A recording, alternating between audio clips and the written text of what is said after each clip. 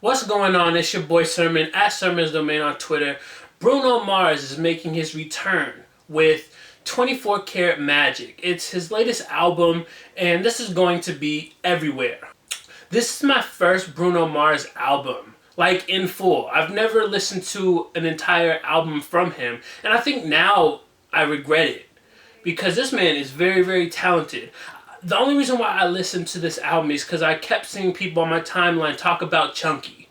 I guess there was a snippet out, and people were like, yo, this record's going to be ridiculous. I can't wait to hear this in CD quality form. I'm like, okay, maybe I need to pay attention to this. Maybe I need to listen to this album when it comes out. And what surprised me the most is how much I like it. After sitting with this album for the last 48 hours, I can say that it's crept into my top 10. I think it's a flawless album from start to finish. Bruno tends to go for quality over quantity, it seems. His albums are short, but at the same time, every record on here feels like a hit. Like, we know Bruno's probably not going to drop another album for 2 to 3 years from now. 24 Karat Magic is going to live on for the next 2 to 3 years. I'm thinking to myself, how does one man create an album full of singles? Like, if he wanted to just make every song a single, he could just go from track 1 to track 9, and every single song could be a radio hit at some point. And there's like a diversity to it. There's almost like a perfect balance of dance songs to R&B songs. I think there's more dance songs on here than R&B, but I think for me, the R&B sides are what made me more engaged. Not to say that the dance songs are bad or nothing like that. I like them. There's a place for them, but I've always been an R&B head at heart. The R&B songs hit close to home. Like, for instance, you have Too Good to Say Goodbye, and that closes out the album. It's quite the contrast from where we begin on the album. 24 Karat Magic, the track, is, very upbeat. It's a single. But this album ends on a sad note. It's him really singing with passion about how he doesn't want this relationship with his girl, who is also his best friend. He doesn't want that to be over with. On many levels, I can relate to that, but I've never been in love. So I think when I look at the record and listen to it, I kind of tone it down a little bit. Once you've been dating for someone for several months, you think of them as like a close friend. You're talking to them all the time. You're around them all the time.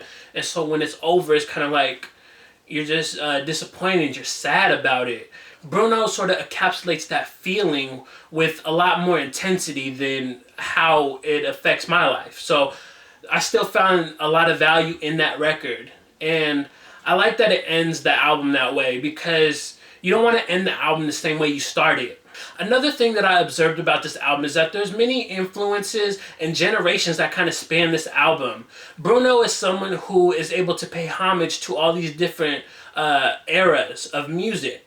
When I listen to Versace on the Floor, I hear Boys to Men, like that kind of a sound. And I'm sure it's not limited to just Boys to Men. There's a lot of R&B groups that you can probably listen to the record and think, damn, he's sort of, taking that formula, that style, that sound from that era. With Chunky, it's got like a 70s dance vibe to it. So I like that Bruno is able to sort of create different moods. The album just feels like one big tribute to music in general. You just have 60s, 70s, 80s, 90s. It just feels like there's all these different elements to it. But as much as there is these strong elements to it, there's also some bad lines on here.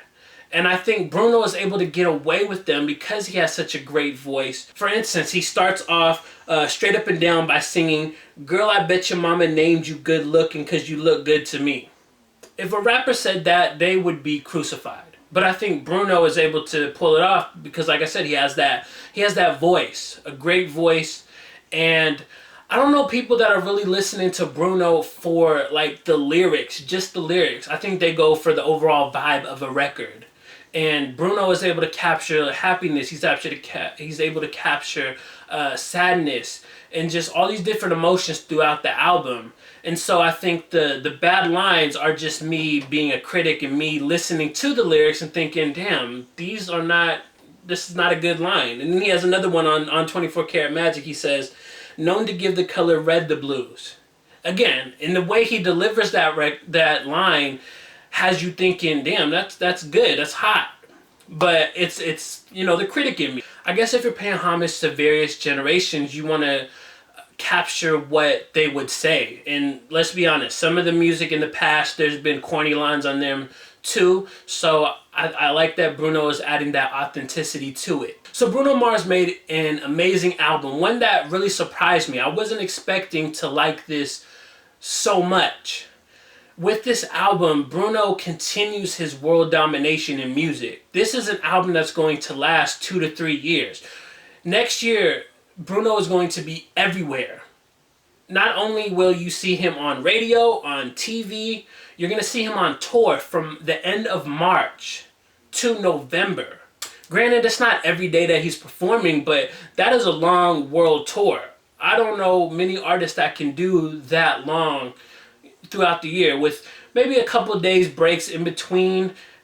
But overall, he's really going all out. Now I have to go and listen to Bruno Mars' catalog because I feel like all these years I've been missing out.